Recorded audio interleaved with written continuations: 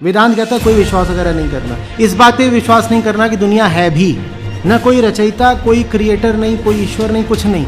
इस संसार की उत्पत्ति के कितनी अटकल डालें हमें कह का पता नहीं। चाहिए साइंटिस्ट बता दें इतने ऐसे होकर ऐसे होकर ऐसे होगा, इतने दिनों में ये पृथ्वी बनी, इतने में फलाना बना, ये तो अटकलबाजी है। परमेश्वर स्वयं आते हैं, अपनी जानकारी आप ही बताते हैं।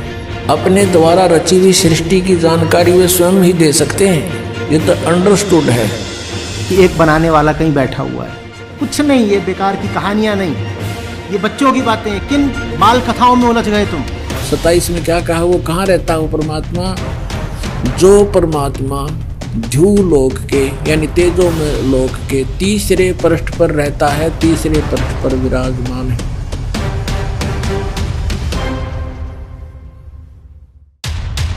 आइए जानते हैं आचार्य प्रशांत जी के विचार।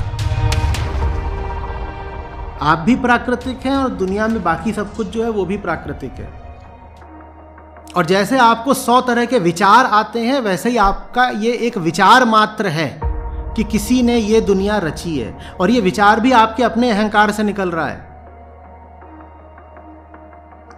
इसीलिए वेदांत कोई धार्मिक विचार नहीं है। वेदांत किसी तरह की विश्वास पद्धति नहीं है, उसमें किसी तरह की बिलीफ के लिए कोई जगह नहीं है कि देखो तुम ये किताब खोलो और सबसे पहले तुम ये मानो कि ईश्वर ने ये दुनिया बनाई, इस बात पे विश्वास करो। वेदांत कहता है कोई विश्वास वगैरह नहीं करना, इस बात पे विश्वास नहीं करना कि दुनिया है भी। वेदांत कहता है तुम देख रहे हो, तुम्हें दुनिया प्रतीत हो रही है, तो एकमात्र सत्य चेतना है, न कोई रचयिता, कोई क्रिएटर नहीं, कोई ईश्वर नहीं, कुछ नहीं। ये दुनिया है, इस बात का भी बस प्रमाण तुम हो, और कोई प्रमाण नहीं है। तुम्हारी इंद्रियां ना हो, तुम्हारी आंख ना हो, तुम्हारा मन ना हो, तुम्हारी त्वचा ना हो, तुम्हारे कान ना हो, तो इस दुनिया का कोई प्रमाण ही नहीं है कि एक बनाने वाला कहीं बैठा हुआ है और उसने फलानी फलानी विधि से, फलानी फलानी प्रक्रिया से पृथ्वी की रचना की, फिर ग्रहों की रचना की, फिर पूरे संसार की रचना की, और वो बैठा हुआ है। कुछ नहीं, ये बेकार की कहानियां नहीं। आइए जानते हैं जगत गुरु तत्वदर्शी संत रामपाल जी महाराज जी के विचार। ये भी जानते हैं संपूर्ण सृष्टि की रचना कैसे हुई, आखिर कौन है दुनिया का रचनहार। विश्वास करने के 2 तरीके होते हैं। एक तो यूं मान ले कि जो सामने वाला कह रहा है यह बात सच्ची होगी, और नहीं फिर उसके बताए अनुसार कुछ करके प्रैक्टिकल देख ले, तो वो भी बात फिर वह सच्चाई तो पर आएगी। सतयुग त्रेता द्वापर में कोई भी प्राणी भक्ति बिना नहीं रहता, वो अवश्य साधना किया करता था, और अन्य कोई मजहब धर्म या और कोई साधनाएं नहीं थी। केवल वेदों अनुसार ऋषियों ने जैसा वेदों को समझा उसी का प्रचार जनता में करके उनसे भी वही साधना करने को वो कहा करते थे। ये कलयुग में आकर के ज्यादा मजहब धर्म इस काल ने बना दिए, आन उपासनाओं की भरमार भी इस कलयुग में कर दी है। इसका कारण क्या है? आप जी को ये बताया जाएगा कि आप जी क्यों फंस गए यहाँ उस सुख में स्थान को छोड़कर। इसके लिए थोड़ी सी सृष्टि रचना की जानकारी आपको दी जाएगी। सबसे पहले परमात्मा अकेले थे, उन्होंने फिर एक अकेले लोक की रचना की अपने वचन से, और उसके ऊपर वो परमात्मा विराजमान हुए। वहां से फिर उन्होंने 3 लोकों की और रचना की, जिसको अगमलोक, अलखलोक और सतलोक कहते हैं। और चारों के चारों लोकों में परमात्मा अन्य रूप धारण करके सिंहासन अपने वचन से निर्मित करके उसके ऊपर एक राजा के समान विराजमान हुए। प्रत्येक लोक में परमात्मा ऐसे विराजमान है, सिर पर मुकुट है राजा के समान, और ऊपर छतर है, बहुत बड़ा आलीशान एक बहुत सुंदर गोल आकार का गुंबज बना हुआ है। उसके बीच में सेंटर में मालिक बैठे। आइए जानते हैं ऋग्वेद में प्रमाण के साथ परमात्मा कहाँ रहता है।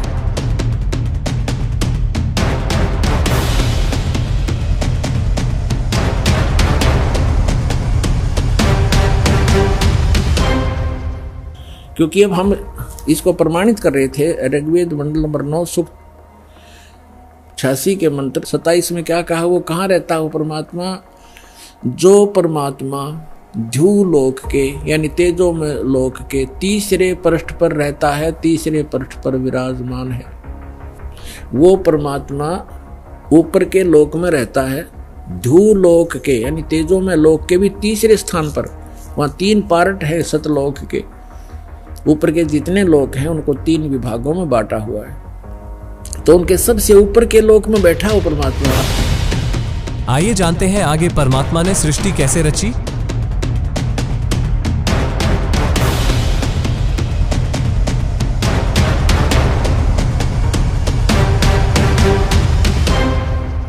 सतलोक के अंदर आकर परमात्मा ने अपने वचन से सभी द्वीप और मान सरोवर की रचना कर दी। उसके बाद परमात्मा ने 16 वचन उच्चारण किए। 16 वचनों से 16 पुत्रों की उत्पत्ति की वचन से। प्रत्येक को एक एक द्वीप में रहने को कह दिया। कुछ समय के उपरांत परमेश्वर सत्य पुरुष यानी कबीर जी ने अपने पुत्र अचिंत से कहा कि आप आगे की रचना रचिए। अचिंत ने अपने वचन से एक व्यक्ति उत्पन्न किया, युवा लड़का, उसका नाम रखा अक्षर पुरुष। अक्षर पुरुष मान सरोवर के अंदर एक बहुत बड़ा अमृत का भरा हुआ सरोवर है, तालाब है। उस तालाब में जाकर स्नान करने के लिए गया था, वहां पर वो निंद्रा आ गई, उसमें गहरे जाकर सो गया। वहां पर श्वासों से शरीर नहीं है सतलोक के अंदर। काफी समय ऐसे ही बीत गया। उसके बाद परमात्मा ने, सत्य पुरुष ने स्वयं ही सृष्टि रचना की। उसी सरोवर से जल उठाया, अपने वचन से उसको अंडा रूप दे दिया। उस अंडे के अंदर एक आत्मा प्रवेश कर दी अपने वचन से। उस अंडे को उस मान सरोवर में छोड़ दिया। गड़गड़ गड़गड़ करता हुआ वो अंडा नीचे जाने लगा। उसकी आवाज से अक्षर पुरुष की निंद्रा भंग होगी। अब जैसे कोई अधूरी निंद्रा में जागता है तो उसको कुछ क्रोध सा होता है, तो ऐसे उस अक्षर पुरुष ने कोप किया कि मुझे किसने जगा दिया, और उस कोप युक्त दृष्टि से देखा अंडे को। उस कोप से वो अंडा फट गया क्रोध से। उसमें से एक युवा लड़का निकला जो यहाँ का अब मालिक कहलाता, जिसको ब्रह्म कहते हैं, जिसको सरपुरुष भी कहते हैं। अब अक्षर पुरुष और सरपुरुष उस तालाब में 2 थे। परमात्मा ने आकाशवाणी की कि तुम दोनों बाहर आओ। अक्षर पुरुष तुम निंद्रा में थे, तुम्हें जगाने के लिए ये सब कौतुक किया गया। दोनों बाहर आ गए, सरपुरुष और अक्षर पुरुष। इन दोनों से कहा कि आप जाइए अचिंत के लोक में, द्वीप में रहो।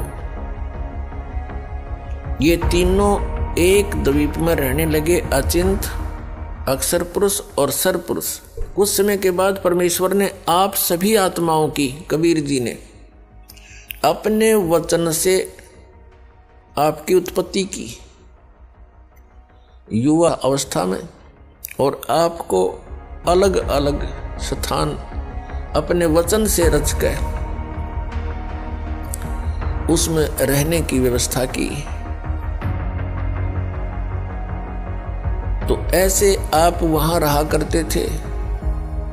परमात्मा ने नर और नारी की भी रचनाएं की।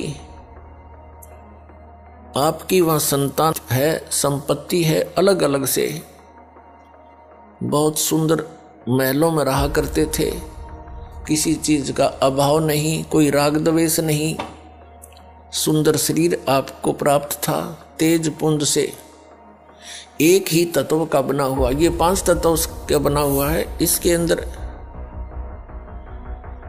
आप देखते हो कितना सुंदर आपको लग रहा है, ये बना किस मटेरियल से है? 5 तत्वों से, जिसमें मिट्टी, पवन, जल, अग्नि, वायु, आकाश, इनसे बना हुआ। और ये देख ले, इसमें कुछ दिखता नहीं, कितना सुंदर प्रारूप हो गया इसका।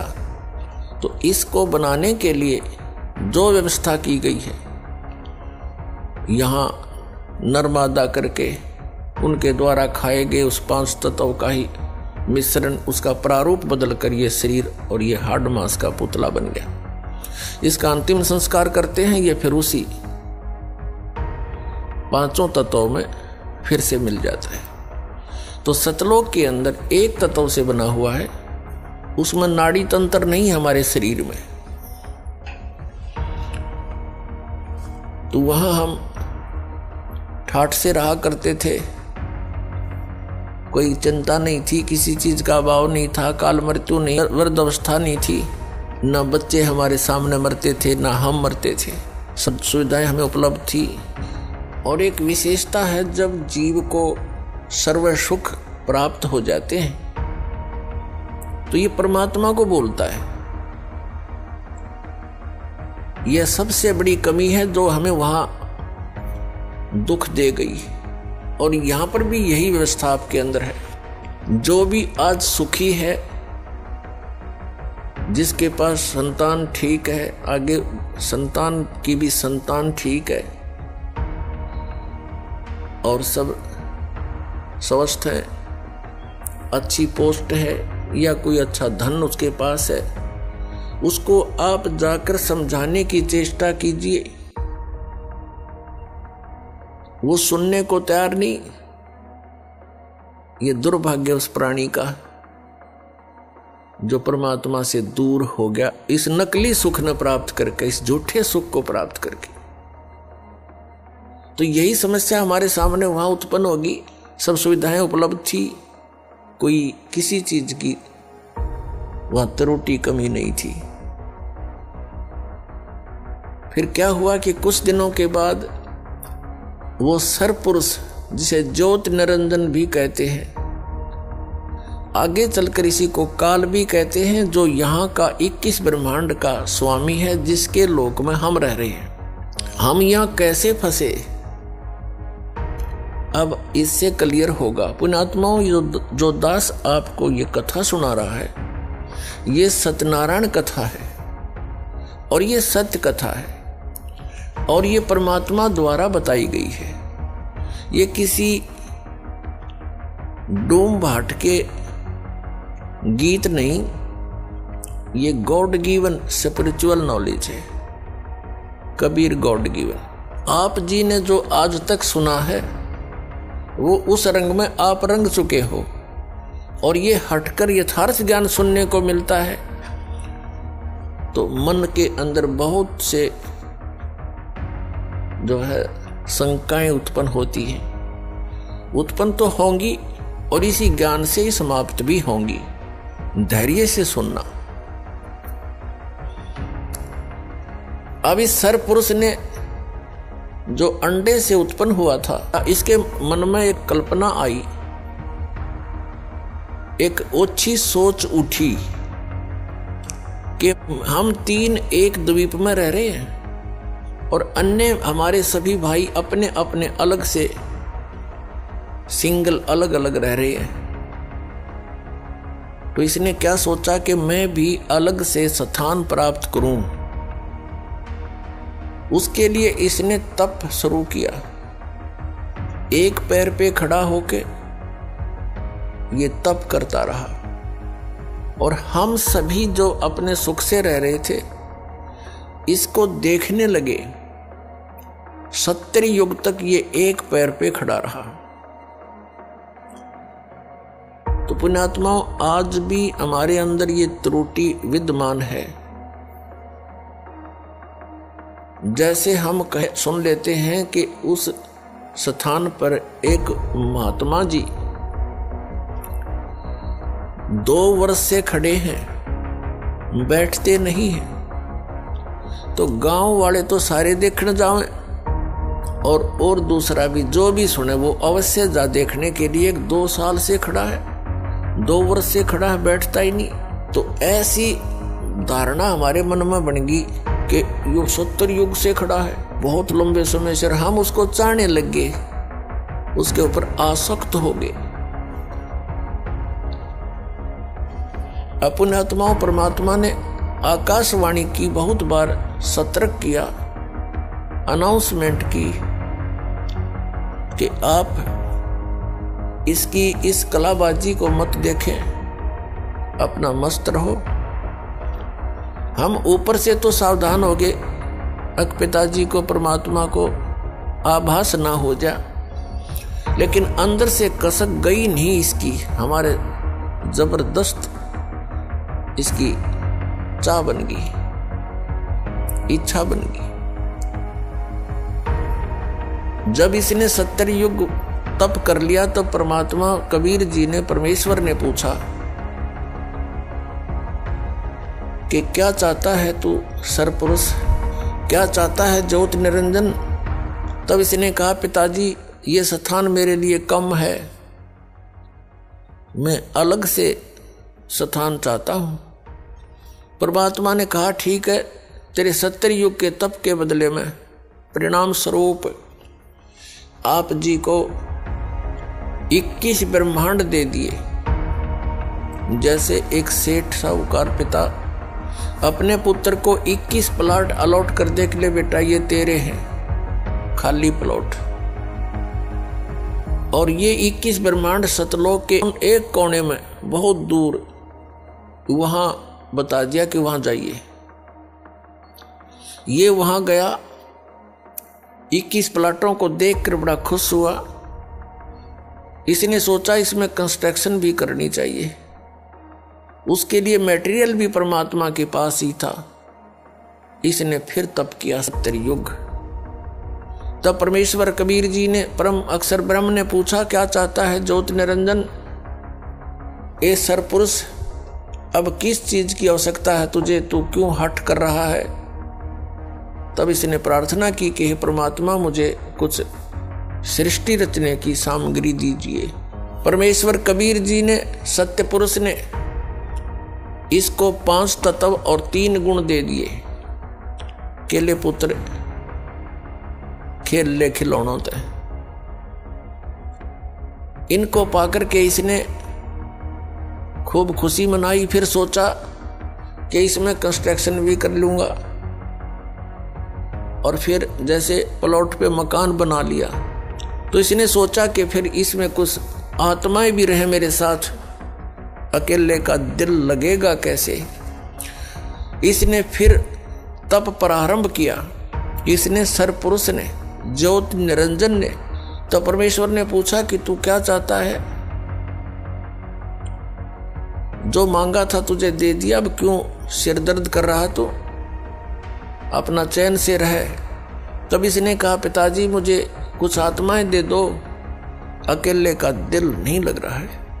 परमात्मा ने कहा, भी बात सुन ले, ये जितने प्राणी यहाँ पर, जितने भी यहाँ पर रह रहे हैं हंस आत्माएं, ये सब मेरे वचन से उत्पन्न हुए हैं और ये मेरे अंश हैं।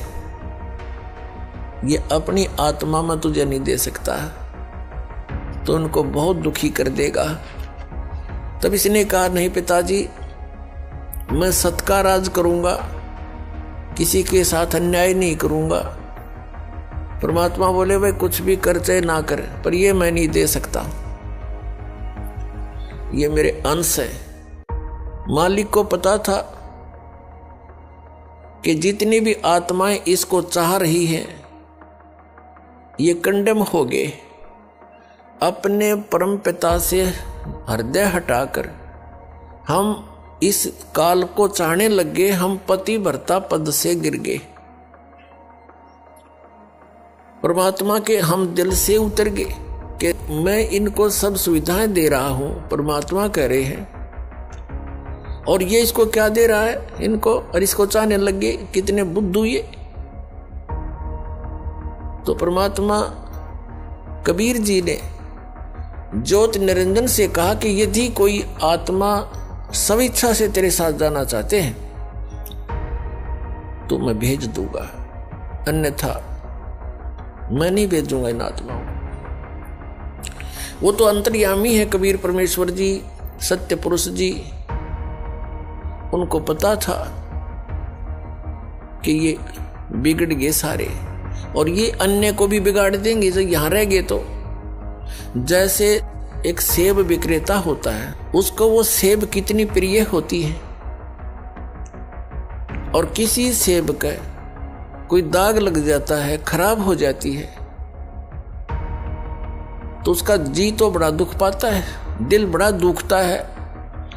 उस सेब को उन स्वस्थ सेबों से हटाकर दूर रखने में और कूड़े में फेंकनी पड़ती है उसको, लास्ट में सूअर खाया करे फिर उसको। यदि वो उसके रख ले उस सेब को तो अन्य का भी नाश कर दे वो। तो यही दशा आप जी हम सभी की वहां होगी थी। हम परमात्मा के कितने प्रिय थे, फिर भी हमारे को यहां फेंकना अनिवार्य समझा कि ये औरों ने भी खराब करेंगी। हम अपने पैर पे कुवाड़ा आप मार के आए हैं यहाँ पर। ये सत्कर मान लियो पुण्यात्माओं, ये कोई डूम बाट के गीत नहीं है। या जिस दिन तुम्हारे बात या सत्य कथा हृदय में समा जाएगी, उस दिन आप सतलोक के वासी हो जाओगे।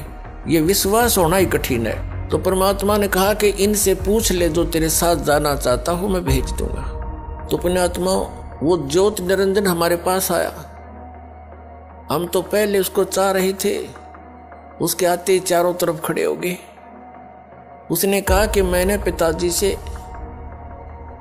21 प्लाट लिए हैं, 21 ब्रह्मांड, उनमें ऐसे रचना रचूंगा, वहां पर ऐसे पहाड़ बनाऊंगा, झरने बनाऊंगा, फलदार वृक्ष लगाऊंगा। मेरे साथ चलोगे तुम? सभी ने हमने एक सुर में कहा कि यदि पिताजी आज्ञा दे देंगे तो हम आपके साथ चलने को तैयार हैं।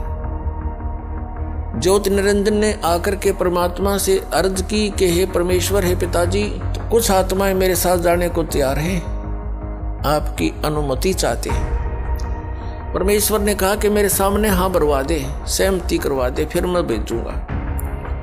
कबीर परमेश्वर यानी सत्य पुरुष जी और ये सर पुरुष ज्योति निरंजन, जो आगे चल के ये काल भी यही कहलाया, ये सर पुरुष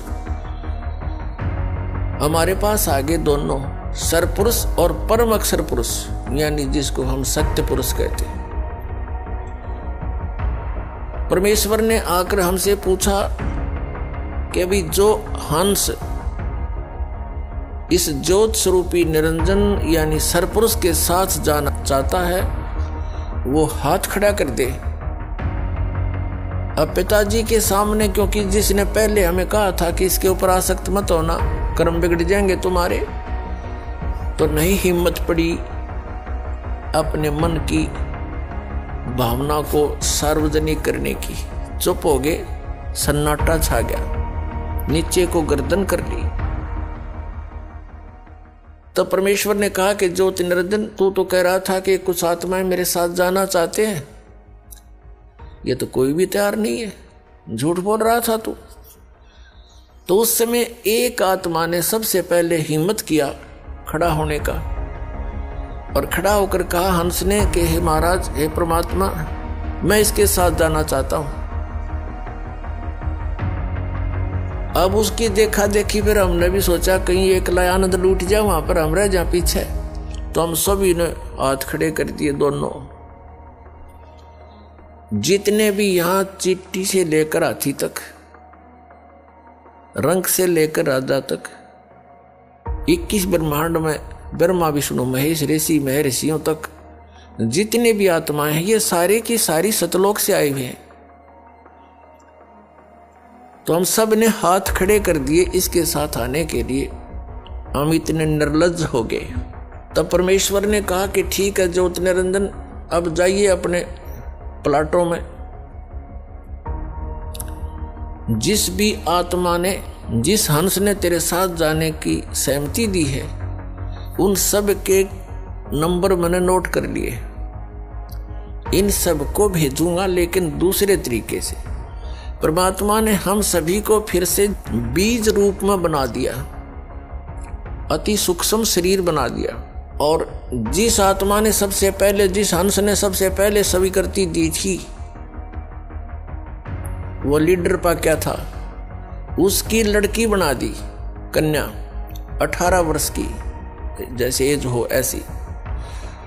और उसके अंदर परमेश्वर ने अपने वचन से हम सभी आत्माओं को फीड कर दिया उसके अंतःकरण में, और कहा बेटी मैंने तेरे को वचन शक्ति दे दी है, जितने भी जीव वो ज्योत निरंजन कहेगा तू वचन से बोल देना, उतने ही वो जीव नर और मादा उत्पन्न हो जाएंगे, और सभी आत्माएं तेरे अंदर फीड कर दी है, डाल दी है। उस लड़की के साथ अपना एक पुत्र सहजदास, जो पहले 16 पुत्रों में से सबसे पहले 16 वचनों से 16 पुत्र उत्पन्न किए थे परमेश्वर कबीर जी ने, उनमें से एक सहजदास भी है। सहजदास से कहा कि जाओ सहजदास, अपनी बहन को ज्योति निरंजन के पास छोड़ाओ। अब सहजदास लेकर के उस लड़की को, उसका नाम प्रकृति भी है, वही दुर्गा भी कहलाई, और उसी को आदि माया भी कहते हैं। उसको लेकर के ज्योति निरंजन यानी सरपुरुष के पास सहजदास आ गया और कह दिया कि इस लड़की के अंदर वो सभी आत्माएं फीड है, इसके अंदर डाल दी गई है पिता के द्वारा, जिन्होंने तेरे साथ आने के लिए सहमति दी थी। और ये इसको वचन शक्ति दे दी है परमेश्वर ने, जितने जीव तू कहेगा ये अपने वचन से उत्पन्न कर देगी, नर और मादा। ये कहकर के सहजदास अपने द्वीप में आ गया। अब लड़की युवा होने के कारण उसका रंग रूप निखरा हुआ था। अकेली युवा लड़की को देखकर ज्योति निरंजन के मन में ये विकार उत्पन्न हुआ, जो आज आप सबके अंदर विद्यमान है। क्योंकि यथा राजा तथा प्रजा, क्योंकि हम फिर उन्हीं के संयोग से बनकर बाहर आए। इसने कोशिश की उस लड़की के साथ दुराचार करने की। प्रकृति ने बार बार प्रार्थना की कि ज्योति निरंजन तू मेरा बड़ा भाई अंडे से उत्पन्न हुआ, पिता के वचन से, उसके बाद हम सभी उत्पन्न हुए, और अब मैं उसकी बेटी हूं, तू उसका बेटा है, हम दोनों बहन भाई हैं, ये जुल्म ना कर, महापाप का भागी होगा। उसने और यहां तक कहा कि मेरे पास वचन शक्ति है, जितने जीव तू कहेगा मैं बना दूंगी, उत्पन्न कर दूंगी। एक नहीं सुनी, वासना वसंधा हो गया। हद से ज्यादा जब बढ़ गया, लड़की ने अपनी इज्जत की सुरक्षा और दिखाई नहीं दी। वो भी उसी बाप की बेटी है, सूक्ष्म रूप बनाया, इज्जत रक्षा के लिए उसके पेट में प्रवेश कर गई, और वहां से पुकार की, पिताजी मेरे साथ ऐसे ऐसे इसने जुल्म किया, मेरी रक्षा करो। अब परमात्मा को तो पता था अब इनकी केबरान मट्टी होएगी, मूर्खों ने अपने पैर पाप को आड़ा मार लिया। पता लग गया कि होगी शुरुआत, इनके किए हुए घोर पाप के कर्मों का फल शुरू हो गया। वो दयालु परमात्मा आए अपने पुत्र जोगजीत का रूप बनाकर। ये जोगजीत, सहजदास, अचिंत, तेज, कोरम, ये आदि पहले 16 वचनों से जो एक एक पुत्र उत्पन्न किया था, ये सबसे प्रथम उत्पन्न पुत्रों में से हैं, जिनको परमात्मा विशेष आदेश देता है, उनसे वहां का कार्य लेता है। तो उसी जोगजीत का रूप बनाकर स्वयं वहां प्रकट हो गए और ज्योत निरंजन के शरीर से पेट से लड़की निकाली और उसको कहा कि ज्योत निरंजन यानी सरपुरुष, अब सुन ले आदेश परमपिता का। आज से तेरा नाम काल होगा। तूने इस लड़की के साथ दुर्व्यवहार किया और इसको तूने खा लिया। 1,00,000 मानव शरीरधारी प्राणियों का नित आहार किया करेगा और 1,25,000 की उत्पत्ति किया करेगा। आज से तेरा नाम काल होगा और तुम यहां से निकल जाओ दोनों 21 ब्रह्मांड को लेकर के। ऐसे लोक में, ऐसे सत्यलोक में, सच्चे लोक में जो ऐसे गलती करता है उसका यहां ठिकाना नहीं है। ये कह करके परमात्मा ने उसके 21 ब्रह्मांड चालू कर दिए। ऐसे चल पड़े जैसे विमान चल पड़ता है उस परमपिता के आदेश से। अब ज्योत निरंजन ने बहुत कोशिश की। अब उस ज्योत निरंजन ने जोगजीत अपना बड़ा भाई समझकर विनय बहुत किया कि मुझे अक्षमा करवा दे पिताजी से कहकर, फिर से गलती नहीं करूंगा। तब जोगजीत ने कहा कि निकल जा बस, अब तू ज्यादा समय नहीं तेरे लिए। अब वहां से चलकर ये 21 ब्रह्मांड उस सतलोक से 16 शंख कोश की दूरी पर आगे, एक कोश लगभग 3 किलोमीटर के आसपास होता है। और यहां आकर के ये चक्कर काटने लगे। इस काल ने क्या कर रखा है, 5 ब्रह्मांडों का एक ग्रुप बना रखा है। ऐसे ऐसे 4 महाब्रह्मांड बना रखे हैं जिसमें 5-5 ब्रह्मांड रोक रखे और एक ब्रह्मांड जो बहुत बड़ा क्षेत्र है उसने अपने निज स्थान के लिए अलग रखा है। और प्रत्येक ब्रह्मांड के अंदर सबसे ऊपर के स्थान पर इस काल ने अपनी अलग से राजधानी नियोजित की हुई है, बनाई हुई है। अब जब ये वहां से चलकर आगे इतनी दूरी पर ज्योत निरंजन ने फिर वही दुराचार प्रारंभ किया उस दुर्गा के साथ। दुर्गा ने कहा कि ज्योत निरंजन जुल्म ना करे, पहले तो मैं तेरी बड़ी बहन, अब मैं तेरे पेट से बाहर आएगी निकल कर तेरी बेटी होगी, तो कोई से नाते की तो लज्जा रख ले। वह तुझे यहाँ जीव चाहिए मैं उत्पन्न कर दूंगी। लेकिन इसने एक नहीं सुनी। अपने ही नख रेखा से, नख नाखूनों से, क्योंकि ये वचन शक्ति जो होती है अध्यात्म, ये बहुत बड़ी प्रबल होती है। इसको हम भौतिक विज्ञान से नहीं तोल सकते, उससे नापने की भी चेष्टा नहीं करनी चाहिए। ऐसे कैसे हो गया, ऐसे कैसे हो गया। तो इसने अपने नाखूनों से, वो परमात्मा ने क्या किया था कि उस लड़की के प्रजनन इंद्री नहीं लगाई थी और लड़की इसलिए बनाया था कि इसकी नीयत और देख लूं वो कितना बड़ी आदमी है। तो वो तो एक आने का नहीं पाया, युवा लड़की के ऊपर आसक्त हुआ, फिर वो नीचे आगे। तब इस काल ने ज्योत निरंजन अपने नाखूनों से अभद्र तरीके से और आध्यात्मिक शक्ति से लड़की को प्रजनन इंद्री लगाई। फिर इसने विलास किया, 3 बच्चों की उत्पत्ति की। अपुण्यात्माओं,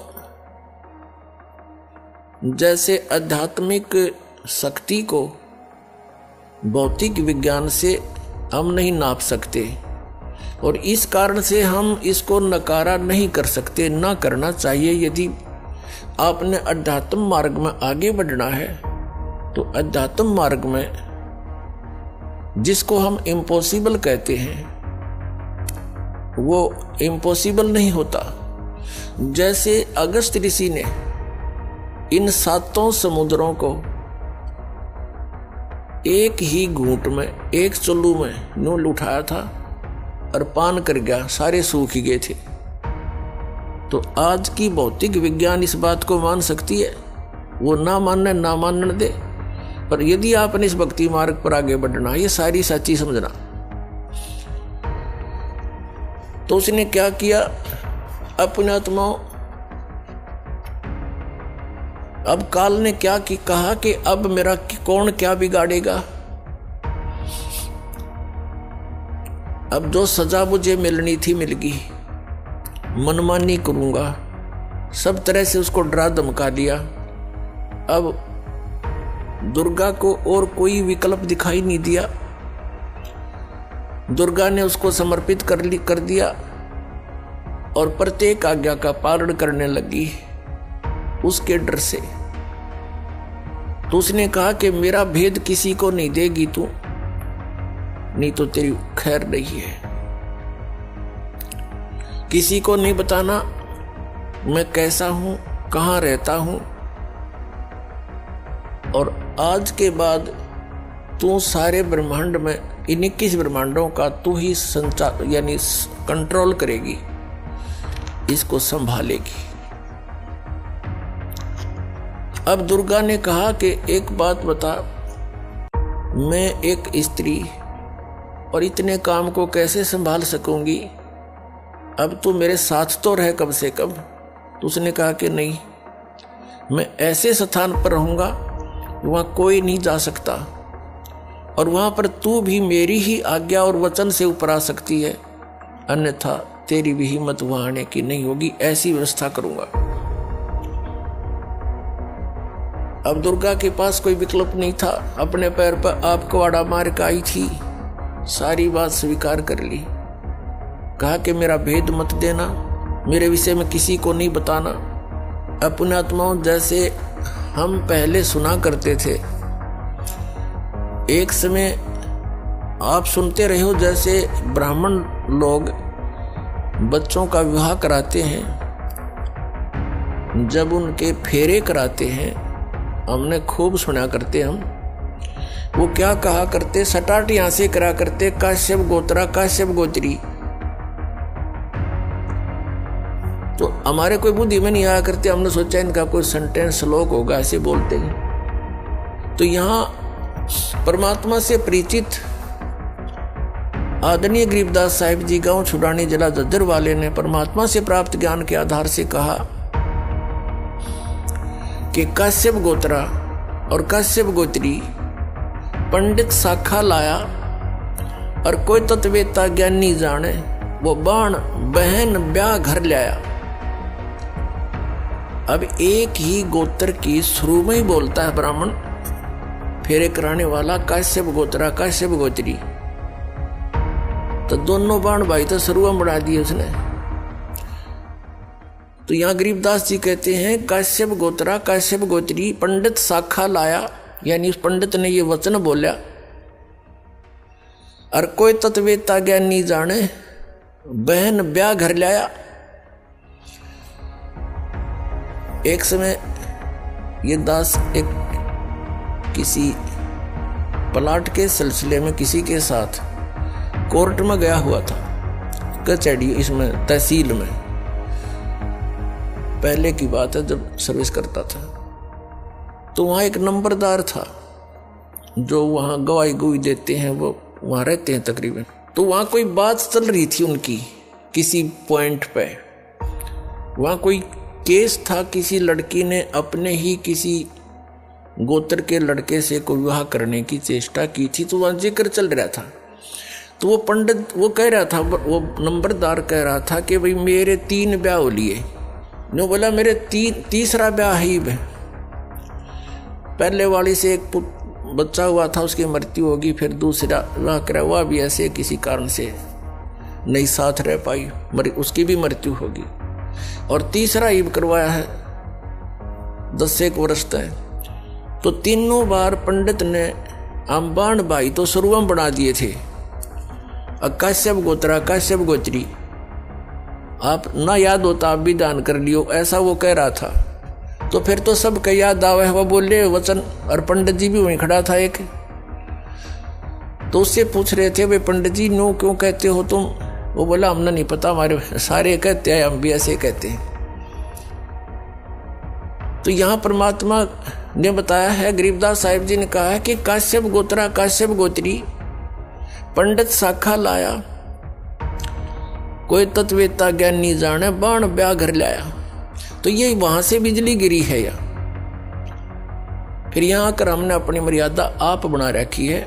उस सतलोक की नजर में, उसकी दृष्टिकोण से अगर यहाँ देखें तो ये ऐसा स्थान है जैसे पहले भारतवर्ष के अंदर कोई निकम्मे व्यक्ति और निकम्मी औरतें बिल्कुल बाज नहीं आया करती, गलत काम करने तय, चोरी तय, ठगी तय, जारी तय और किसी अन्य कारणों से, तो उनको सजा दी जाती थी। इंडोमान निकोबार नाम का एक द्वीप है समुद्र के बीच में, उसको काला पानी कहा करते थे। उस काले पानी में छोड़ आया करते उनको कि ये यहाँ रहेंगे तो और समाज ने बर्बाद खराब करेंगे, तो औरतों को भी और उन व्यक्तियों को भी जो घने निकम्मे टाइप के थे उस इंडोमान निकोबार नाम के द्वीप में छोड़ कर आया करते थे। तो वहाँ फिर वापस आने का विकल्प नहीं, उनके पास कोई साधन नहीं था। तो वहाँ जैसे भी उन्होंने रहना था, कोई किसी ने कुटो छेतो, कोई किसी की इज्जत लूटो, कोई किसी का खसोट लाओ, ठाडे का राज। तो वहाँ फिर इस प्रकार से हजारों सैकड़ों की संख्या में व्यक्ति वहाँ रहने लगे। तो उन्होंने अब ऐसे जैसे तैसे अपना संतानें उत्पन्न करनी शुरू कर ली। धीरे धीरे अब वहाँ एक देश का रूप धारण हो गया। तो ये जो स्थान आप रह रहे हो 21 ब्रह्मांड, ये सतलोक से हम काले पानी भेज रखे हैं। यहाँ हमने आप पे फिर अपनी व्यवस्था बना रखी है, मर्यादाएं बनाई जीने के लिए, नाते गोत बनाए यहाँ पर रहने के लिए। तो परमात्मा हमें याद दिलाना चाहते हैं कि तुम इस गलत स्थान पर रह रहे हो, ये स्थान रहने का कौन है। अब प्रसंग उसी पर आते हैं। अब इस काल भगवान ने फिर अपनी सृष्टि अलग से रचना की। कैसे रची इसने? परमात्मा से प्राप्त उन 5 तत्वों से और 3 गुणों से अन्य रचना की। सबसे पहले इसने 3 पुत्रों की उत्पत्ति की।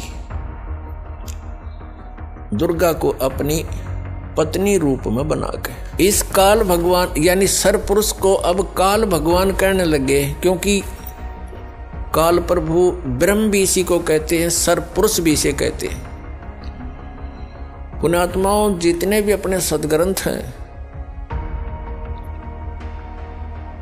उनको अब आसानी से समझा जा सकता है सृष्टि रचना की जानकारी के उपरांत।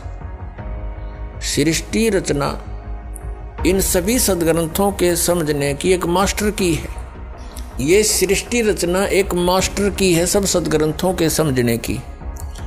ये प्रथम बार सुनने वाले को ऐसे लगेगी जैसे दंत कथा सी, लेकिन ये सच्चाई से परिपूर्ण है। अब आपको 3 पुरुषों की जानकारी हुई। एक सरपुरुष जो अंडे से बना, मान ले के कबीर परमात्मा के वचन से, एक अक्षर पुरुष जो अचिंत के वचन से उत्पन्न हुआ था, और वो तीसरा जो सबका मालिक वो परम अक्षर पुरुष है जिसको सत्य पुरुष भी कहते हैं।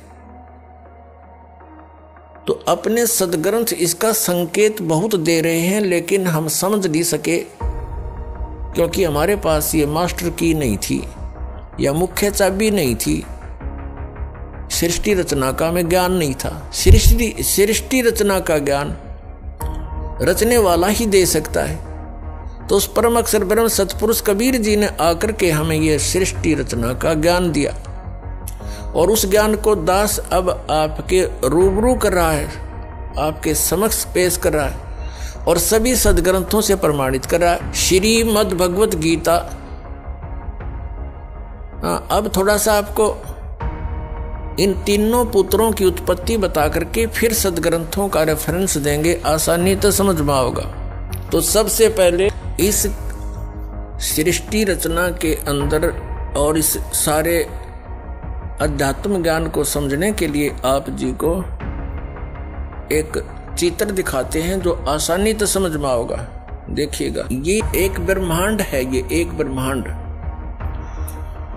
ब्रह्मांड का चित्र है। ये ऐसा समझो, ये एक ब्रह्मांड है।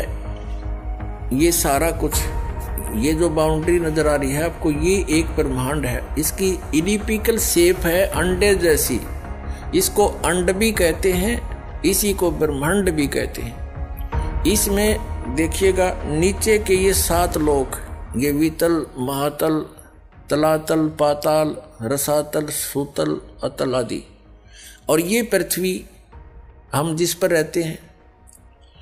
और ये ब्रह्मा जी का लोक, ये शिव जी का लोक, ये विष्णु जी का लोक।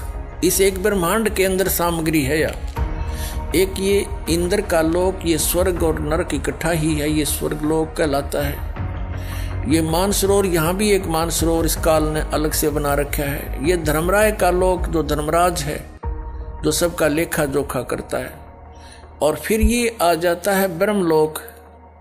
ये एक ब्रह्मलोक है, इसी ब्रह्मांड के अंदर ब्रह्मलोक कहलाता है सारा। ये अक्षेत्र एक ब्रह्मलोक कहलाता है। इसमें क्या है, यहाँ बहुत बड़ा वन है, जंगल है, बाग बगीचे हैं। और ये इंद्र का, इसने काल ने इस ब्रह्मलोक के अंदर नकली रचना कर रखी है। एक महाइंद्र का द्वीप, एक नकली सतलोक, उस ऊपर के लोकों की नकल करवा रखी है। अलखलोक, नकली अगमलोक और नकली अक यानी अनामी लोक। ये इस स्थान को फिर इसने बंद कर रखा अलग से। ये बहुत बड़ा क्षेत्र है, चित्र में छोटा दिखा। इससे बाहर यहाँ दुर्गा का एक द्वीप है, ये यहाँ अलग लोक है इसका। यहाँ से ये सबका संचालन करती है। इससे ऊपर ये स्थान है जो ये गुप्त है। ये स्थान जो है इस ब्रह्मांड के अंदर ये गुप्त स्थान बना रखा है इसने ब्रह्मलोक में। और यहाँ पर इसने 3 स्थान बना रखे हैं के संयोग से जो पुत्र उत्पन्न होता है वो सतोगुण युक्त हो जाता है, उसका नाम वो विष्णु रख देते हैं और ऐसी ही शकल का बन जाता है। तीसरा ये तमोगुण प्रधान क्षेत्र है, इसमें ये स्वयं शिव रूप में रहता है। इसको महाशिव कहने लगे बगैर ज्ञान से। महाशिव रूप में रहता है, दुर्गा को पार्वती रूप में रखता है। और इन दोनों के संयोग से जो पुत्र उत्पन्न होता है वो तमोगुण युक्त हो जाता है। उसको शंकर और शिव नाम दे करके ये अपनी सृष्टि चलवाता है तीनों से। और ये स्वयं यहाँ रहता। चलिए,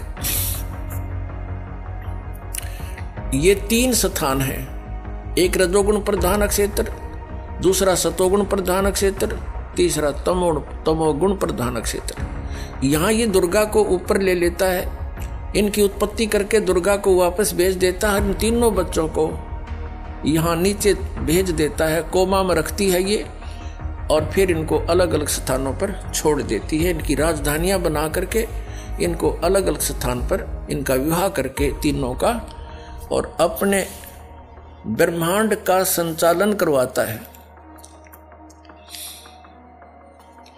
अब रजोगुण प्रधान क्षेत्र कैसा होता है, तमोगुण प्रधान क्षेत्र कैसा होता है, और सतोगुण प्रधान कैसा होता है। जैसे एक मकान के अंदर 3 कक्ष हों, एक कमरे के अंदर अश्लील चित्र लगे हों और दूसरे में चित्र लगे हों साधु संत फकीरों के, और तीसरे में लगे हों शहीदों और शूरवीरों के। तो जिस कक्ष के अंदर अश्लील चित्र लगे हैं उसमें जब व्यक्ति जाते हैं उनका मन भी वैसा ही मलिन बन जाता है, वैसी भावनाएं उत्पन्न होने लग जाती हैं। और जब वो उस सतोगुण प्रधान क्षेत्र में यानी उस सतोगुण प्रधान क्षेत्र में, यानी जिसमें साधु संत फकीरों के महापुरुषों के फोटो लगे हों, वहां जाते ही मन की भावना बदल जाती है। तो जब तक उसमें रहता उसके वैसे ही विचार रहते हैं, क्योंकि उनकी कहानी से, उनकी जीवनी से वो परिचित होता है। और वही व्यक्ति फिर जाता है उस सूरवीरों के जहाँ चित्र लगे हैं उस कक्ष में शहीदों के, तो उनकी कुर्बानियों से भी परिचित होता है। उनको पढ़ पढ़ के, सुन सुन के, उनके विचार करके उनके वैसे ही भाव बन जाते हैं। ठीक इसी प्रकार इसने सुनियोजित तरीके से हम सबको यहाँ फंसा रखा है। इन 3 पुत्रों को जब ये युवा हो जाते हैं, जब ये युवा होते हैं, तब तक इनको कोमा में रखता है और इनकी परवरिश जारी रखता है, इनको अचेत रखता है। पुण्यात्माओं, आजकल हमने बहुत से प्रमाण देखे हैं। एक व्यक्ति आया था हमारे पास, उसने बताया कि मेरा लड़का 16 वर्ष की आयु में कोमा में चला गया किसी दुर्घटना के कारण। आज वो 30 वर्ष का हो गया, 14 वर्ष से वो कोमा में है। उसको नली से दूध और कुछ खिलाते पिलाते हैं और वो जीवित है, कोमा में पड़ा है 14 वर्ष से। तो इस परमात्मा के विधान को समझने में अब ये भौतिक विज्ञान भी आपका सहयोग दे रही है। जब ये युवा हो जाते हैं, इन तीनों को सचेत कर देते हैं। ब्रह्मा जी को, जैसे विष्णु जी को शेष नाग की सैया पर समुद्र में लिटा दिया और उसके नाभि से एक कमल निकाल दिया जादूगर ने, इस काल ने, और उस कमल के फूल के ऊपर ब्रह्मा जी को सचेत कर दिया, बैठा दिया, फिर सचेत कर दिया। शंकर जी को एक कैलाश पर्वत पर बेहोश रखा हुआ था, वहां सचेत कर दिया। फिर इन तीनों को सचेत कर दिया, इकट्ठे कर दिए और फिर इनको आदेश दे दिया कि तुम अपना अपना काम करो। ब्रह्मा जी को सृष्टि रचने का, विष्णु जी को सतीथि बनाने का और शंकर जी को संहार करने का। उनमें तीनों वो गुण बना ही रखे थे पहले ही। अब जैसे ये भगवान, फिर इनका विवाह कर दिया दुर्गा ने, अपने ही 3 रूप, अपने वचन से 3 लड़कियां उत्पन्न की, उनको समुद्र में छुपा दिया। इन तीनों को समुद्र, उसमें सागर मंथन के लिए भेजा। ये 3 लड़कियां निकली, तीनों को लेकर के मां के पास आ गए। तो मां ने कहा था, बेटा जो भी वस्तु निकले एक एक ले लेना, लेकिन उनका ध्यान रखना कि पहले कौन सी निकली है, दोबारा कौन सी, तीसरी बार कौन सी, पहचान रखना। वो तीनों लड़कियों की पहचान करके वो मां के पास ले आई। उनको बता दिया कि ये प्रथम निकली थी, ये द्वितीय, ये तीसरी बार। जो प्रथम निकली थी उसका नाम सावित्री रखा, ब्रह्मा से विवाह कर दिया। दूसरी बार निकली थी उसी में नंबर वाइज, तो उसका विवाह विष्णु जी के साथ कर दिया, उसका नाम लक्ष्मी रख दिया। और तीसरी जो निकली थी उसका नाम उमा रखा और भगवान शिव से विवाह कर दिया।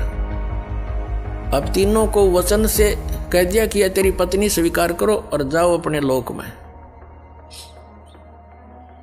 तो तीनों को 3 राजधानी रच के ऊपर के लोक बना रखे, उनमें छोड़ दिए, जाओ। अब वहां से इस काल की सृष्टि प्रारंभ हुई। कुछ मैथुन सृष्टि, कुछ दुर्गा के वचन से, और ऐसे ये काल का सारा जुगाड़ जुड़ गया।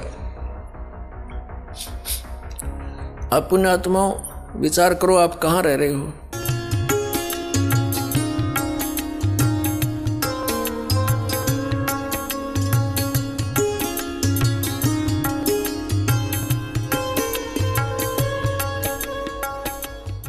सौ वर्ष पहले परमात्मा कबीर जी ने जो वाणी बोली थी, पवित्र कबीर सागर के अंदर विद्यमान है। आप देखिएगा, प्रथम खंड कबीर पंथी भारत पथिक स्वामी युगलानंद बिहारी द्वारा पुरस्कृत। और ये कहाँ से छपा है? प्रकाशक एवं मुद्रक हैं खेमरा श्री कृष्ण दास प्रकाशन, अध्यक्ष श्री वेंकटेश्वर प्रेस, खेमरा श्री कृष्ण दास मार्ग, मुंबई से। अब इसके अंदर हम आपको दिखाते हैं सृष्टि रचना। ये है ज्ञान बोध नामक एक अध्याय है और ये बोध सागर एक खंड है। ये देखिएगा 21 पृष्ठ पे नीचे परमात्मा ने 600 वर्ष पहले अपनी प्यारी आत्मा धर्मदास को ये ज्ञान दिया था। धर्मदास ये जग बोराना, कोई न जाने पद निर्वाणा। यही कारण मैं कथा पसारा, जग से कहिए वो राम नियारा। ये नाम नहीं है, ये गलत लिखा है कबीरपंथियों ने। ये बाद में संशोधन में इन्होंने अपने हिसाब से कुछ गड़बड़ी कर रखी है। यही ज्ञान जग जीव सुनावो, सब जीवों का भरम नसाओ। अब मैं तुमसे कहूँ चिताई, तेरे देवन की उत्पत्ति बाई। तीनों देवताओं ब्रह्मा विष्णु महेश की अब तुझे उत्पत्ति बताता हूँ। कुछ संक्षेप कहूँ गहुराई, सब संशय तुम्हारे मिट जाई। भरम गए जग वेद पुराना, आदि राम का भेद ना जाना। ये नाम गलत लिखा है, राम है, आगे चलकर क्लियर होगा। यो राम राम सब जगत बखाने, आदि राम कोई बिरला जाने। ये राम है शब्द है, गलत लिखा है कि सभी राम राम कहते हैं। उस आदि राम सनातन परमात्मा को कोई बिरला ही जानता। ये राम शब्द है, नाम नहीं। इन संशोधनकर्ताओं ने अपनी अज्ञान सोच से कुछ इसमें गड़बड़ी कर रखी है, वही हम शुद्ध कर लेंगे। राम राम सब जगत बखाने, आदि राम कोई बिरला जाने। ज्ञानी सुने सो हृदय लगाई, मूर्ख सुने तो गम ना पाई। माँ अष्टंगी पिता निरंजन, ये जमदारुण वंशन अंजन। इन ब्रह्मा विष्णु महेश की माता तो अष्टंगी दुर्गा है, इनका पिता ज्योत निरंजन है। पहले कीन निरंजन राई, पीछे से माया उपजाई। कहते पहले तो ज्योत निरंजन को उत्पन्न किया इस काल को अंडे से, और पीछे से दुर्गा की उत्पत्ति की। माया रूप देख अति शोभा, यो देव निरंजन तन मन लोभा। दुर्गा के सुंदर रूप को देखकर इसके मन में दोष आ गया। कामदेव धर्मराय सताए, देवी को तुरंत धर खाए। पेट से देवी करी पुकारी, हे साहेब मोहे करो उबारी। पेट से दुर्गा ने पुकार करी। टेर सुनी सतगुरता आए, अष्टंगी को बंद छुड़वाए। परमात्मा कहते हैं कि टेर सुनी तहाँ हम आए। यहाँ इन्होंने अपने हिसाब से लिख दिया, सतगुरु तहाँ आए, अष्टंगी के बंद छुड़वाए, यानी उसके पेट से निकाले बंधन से। अब 22 पृष्ठ पर ज्ञान बोध। धर्मराय को हिकमत की ना, नख रेखा से भग कर लेना। नाखनों से स्त्री इंद्री लगा बना दी। धर्मराय करे भोग विलासा, माया को रही तब आशा। ये दुर्गा प्रेग्नेंट हुई। 3 पुत्र अष्टंगी जाए, ब्रह्मा विष्णु शिव नाम धराए। 3 देव विस्तार चलावे, इनमें यो जग धोखा खावे। पुरुष गम कैसे के पावे, काल निरंजन जग भरमावे। 3 लोक अपने सुत दीना, सुन निरंजन बासालीना। अलख निरंजन सुन ठिकाना, ब्रह्मा विष्णु शिव भेद न जाना। आज तक ब्रह्मा विष्णु महेश को नहीं पता हमारा पिता कौन है। 3 देव सो उसको ध्यावे, निरंजन का वो पार न पावे। ये तीनों देवता ब्रह्मा विष्णु महेश कहते आज तक उसी की खोज में लग रहे, न वो भी ना पा लिया। सतलोक तो बहुत दूर की बात है। अलख निरंजन बड़ा बटपारा, बटपारा माने ठग, धोखेबाज है ये। और 3 लोक जीव कीन आहारा, तीनों लोक के जीवों को खा रहा है। पाताल लोक, स्वर्ग लोक, पृथ्वी लोक। ब्रह्मा विष्णु शिव नहीं बचाए, सकल खाए पुन धूल उड़ाए। ब्रह्मा विष्णु महेश को भी खाता है, इनकी भी जन्म मृत्यु होती है। तिनके सुत हैं तीनों देवा, अंदर जीव करते हैं सेवा।